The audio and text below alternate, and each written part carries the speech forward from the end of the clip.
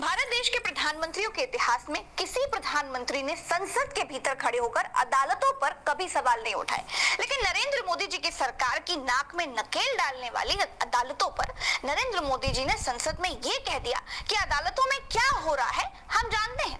भरी संसद में आज नरेंद्र मोदी जी के मुंह से वो बात निकल गई जिसकी पीड़ा उनको भीतर ही भीतर खाए जा रही थी। संसद में नरेंद्र मोदी का दुख आज पूरी दुनिया ने देख लिया।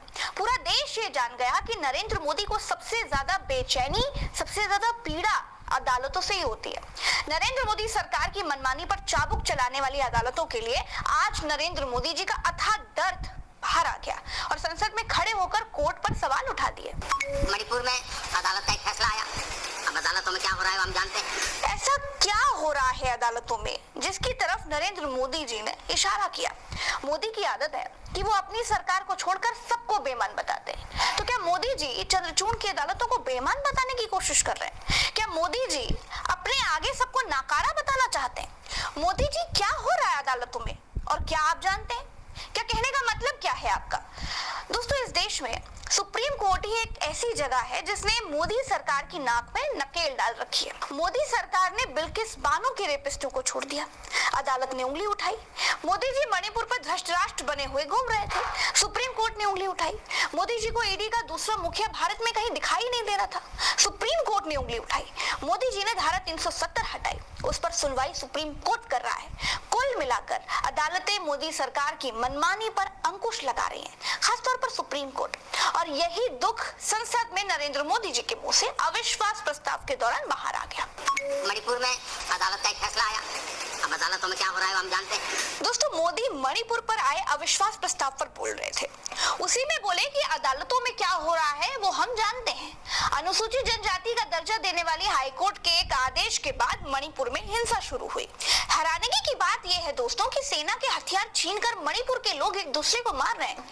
इस देश में किसी नागरिक में इतना गूदा नहीं है कि वो पुलिस के हथियार छीनकर मारकाट करे और पुलिस देखती रहे। तो सवाल ये उठता है कि सुप्रीम कोर्ट ने मोदी सरकार की चूड़ी टाइट रखी है, चंद्रचूड़ मोदी सरकार के रोज कान मरोड़ है। Chandrachud chief justice of India है, तो जाहिर है कि मणिपुर की हाई कोर्ट में उनके जूनियर जज होंगे। मणिपुर के हाई कोर्ट के निर्णय के बाद हिंसा फैली, तो क्या डबल इंजन की सरकार कोर्ट को सबक सिखाने के लिए कोई एक्शन नहीं ले रही है?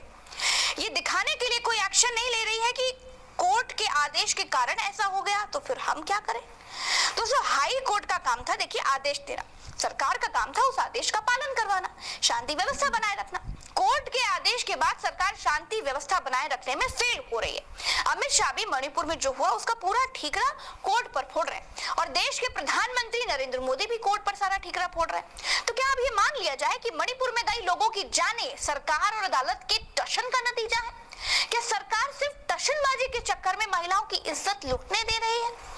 जबकि ये वही अमित शाह हैं और ये वही नरेंद्र मोदी हैं और ये वही डबल इंजन की सरकार है जो यूपी में राम मंदिर के फैसले के समय अपनी पीठ इसलिए ठोक रही थी कि सुप्रीम कोर्ट का राम मंदिर पर डिसीजन आया और यूपी में पत्ता तक नहीं खड़क पाया।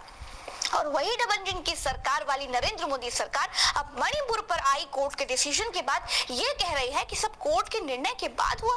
दोस्तों, आप समझेंगे तो ये पाएंगे कि मणिपुर में मारे जा रहे कुकी समाज के लोगों से बीजेपी को वोट का कोई फायदा नहीं है, लेकिन यूपी में राम मंदिर के पक्ष में जो निर्णय आया उसके बाद बीजेपी को वोट का फायदा था।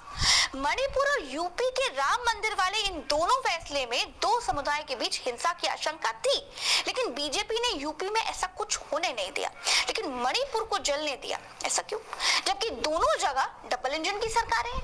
क्या ये चंद्रचूड़ से बीजेपी का बदला है? आप गौर करेंगे तो आपको सारे उत्तर मिल जाएंगे और सब कुछ साफ साफ दिखाई देने लगेगा। आप समझदार हैं।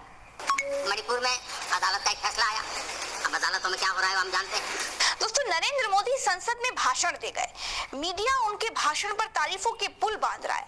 नरेंद्र मोदी जी ने इतिहास, भूगोल, हर बात की चर्चा कर डाली। अपनी नाकामियां छिपाने के लिए पिछली सरकारों में क्या क्या होता था सब कुछ बताया। मोदी जी ने संसद और रैली के बीच का फर्क ही छोड़ दिया। कोई यकीन ही नहीं कर पा रहा था कि मोदी जी रैली में बोल रहे हैं कि संसद में बोल रहे हैं। लेकिन नरेंद्र मोदी जी मणिपुर की उन नग्न महिलाओं पर कुछ भी नहीं बोल पाए। नरेंद्र मोदी की डबल इंजन की सरकार में ऐसा क्यों हुआ? बेटी बचाओ की बात करने वाले मोदी संसद में 2 घंटे बोले थे, लेकिन बेटी बचाओ पर एक शब्द नहीं बोले। बेटी नरेंद्र मोदी को मालूम था कि बेटी नाम लेते ही मणिपुर के पाप पर भी बोलना पड़ जाएगा। नरेंद्र मोदी संसद में इस बात की सफाई नहीं दे पाए कि मणिपुर में वो फेल क्यों हो गए। सारा किया धरा कोर्ट के मत्थे मढ़ दिया गया। पूरे समय वो अपने बारे में घोषणा करते रहे कि 2024 में वो लौट रहे हैं, पूर्ण बहुमत से लौट रहे हैं। उन्होंने बताया कि विपक्ष का सबसे प्रिय नारा है कि मोदी तेरी कब्र खुदेगी। ये बेमतलब की बात कहकर वो अपने लिए झूठी सिंपैथी इकट्ठा करने की कोशिश करते रहे। कुल मिलाकर के संसद के मंच का इस्तेमाल उन्होंने अपनी पीआर करने में किया। अपने अमृतकाल को ऐसे कालखंड बताने की कोशिश की जिसे 1000 साल तक याद रखा जाएगा। ये बताया कि विपक्ष को सीक्रेट वरदान है कि ये लोग जिसका बुरा चाहते हैं उसका भला हो जाता है।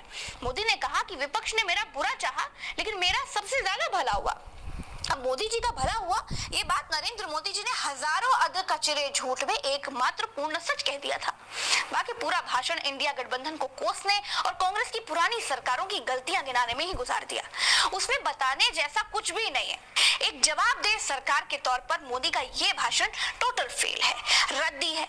लेकिन अपने विरोधियों पर हमला बोलने के मामले में मोदी का ये भाषण ठीक हो सकता है। दोस्तों आज के लिए इस वीडियो में इतना ही। चलते हैं, चैनल को सब्सक्राइब जरूर कीजिएगा। आप पर पूरे हक और अधिकार से कहती हूँ कि चैनल को सब्सक्राइब करना आपकी